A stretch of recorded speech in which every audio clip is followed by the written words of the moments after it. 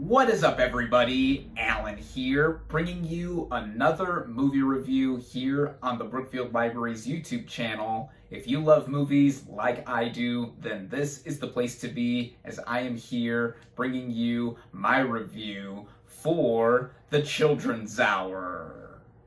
Based on the 1934 play of the same name, written by Lillian Hellman, the plot of this drama basically follows two school teachers, played by Audrey Hepburn and Shirley MacLaine, who have opened up a private school for girls only to have their lives fall into shambles when a troublemaking student, played by Karen Balkin, accuses them of being lovers.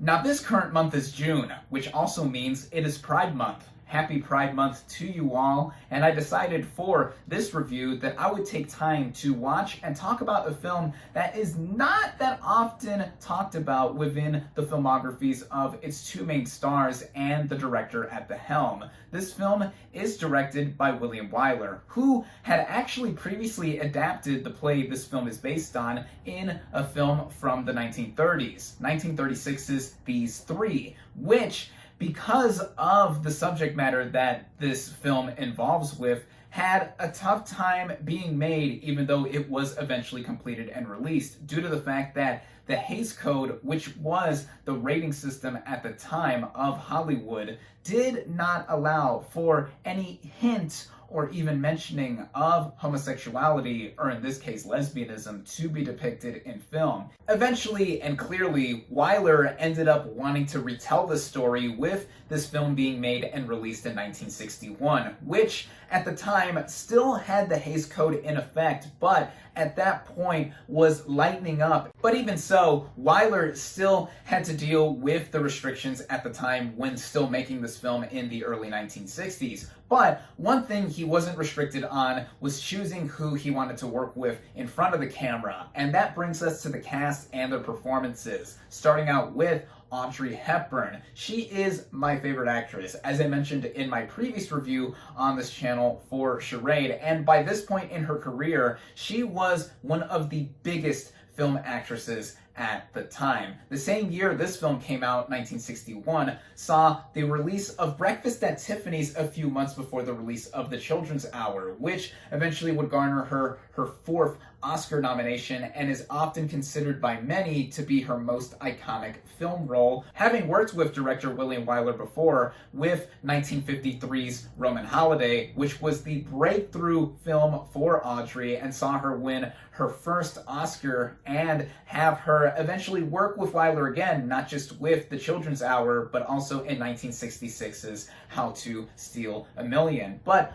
unlike both of these films, like I mentioned before, The Children's Hour is a serious drama, and she really plays up a lot of her acting chops here, especially with the nuances on her face and the expressions. This also goes in the way with her co-star Shirley MacLaine, and both of these actresses really play off of each other well. In contrast to Hepburn's very motherly personality as her school teacher character, MacLaine plays hers with a very boisterous and verbose kind of mode of expression. And we see that in how the plot especially progresses. The supporting performers here include players that were also big names at the time of this movie's release, like James Gardner, who plays the doctor and fiance to Hepburn's character. He is great as well. Faye Benter plays the grandmother to the one girl who exposes a supposed secret that the two school teachers were hiding in them being lesbian lovers, and she garnered herself an Oscar nomination for her performance here. And I think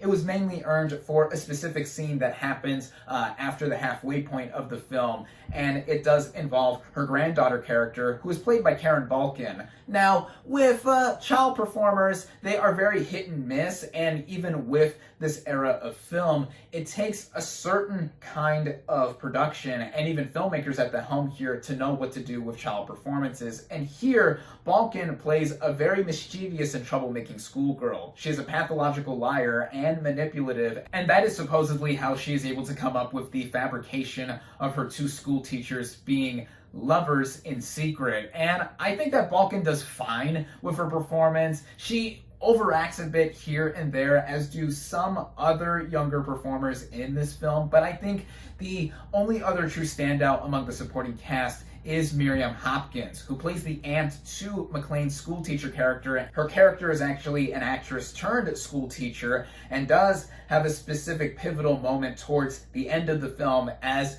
one could see her at first being just a passing by character, especially with how the relationship is between her and her niece, played by McClane. But there is something here that goes along with the other adult performers in this film that goes for exceptional quality. This now brings me into the writing, which is also exceptional, as unlike the first film adaptation of Lillian Hellman's play, which was written by her, this film has John Michael Hayes do the screenwriting here. And this movie is very dialogue driven. And this goes with the writing being key and having all the interactions and just the rest of the acting come off as believable. And I think he did a top-notch job in the end, because with what our actors say and do, especially after the supposed secret is brought out with our two main characters being secret lovers, it goes with seeing how eventually stuff falls out and goes into shambles with the main plot here.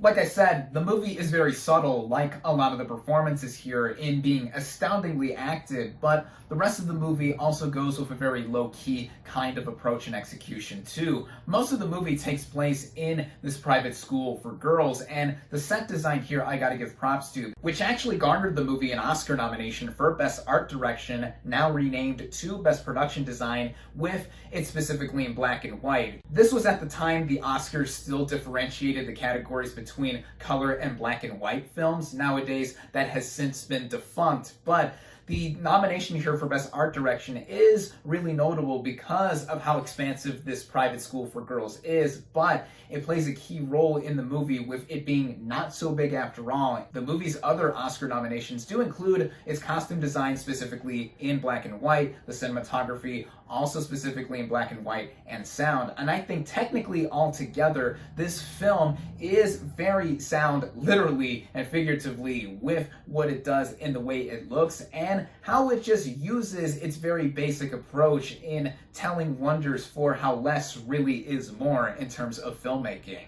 The way it is all strung together, not only with its excellent editing, going for a pace that is very deliberate for running at an hour and 45 minutes, but with the way it is directed by William Wyler, shows that the focus here really is in making the movie feel like we are watching an actual play, given that this film is based on the production of the same name. And just the year before this movie came out, Wyler, to give some more film history, won the Oscar for Best Director. That was for his 1959 effort, Ben-Hur, a big epic that won 10 other Oscars, including Best Picture, and is tied for the most wins for any movie at the Academy Awards, with Titanic and Lord of the Rings: The Return of the King. I bring this fact up because Wyler was able to bring this expansive scope to an epic like that one, and then coming back down to make a smaller effort like The Children's Hour still feel very impactful in what it does within its own story, and especially what it represents at the time this film came out. It was a vanguard for depicting homosexuality, specifically lesbianism, in American film. It was one of the first depictions of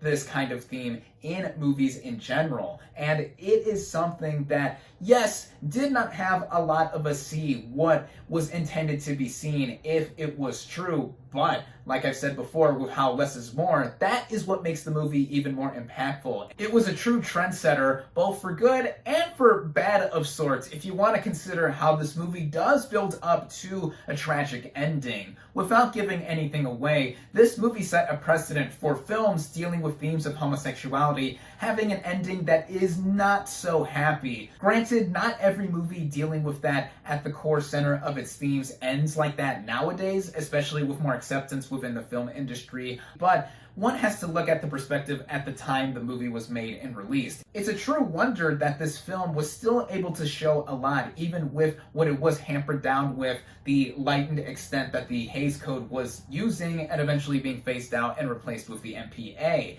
And I think that with all that this movie encompasses overall, it makes for what I think to be a truly underrated gem. With all the praise that I've given thus far to the film's acting, writing, directing, etc., this is something that should be held in the same high regard with other great films in the filmographies of our two main leads and the director at the helm. I think that The Children's Hour is fantastic. I highly recommend it.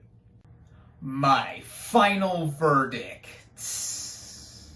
for The Children's Hour is 4.5 out of 5 stars.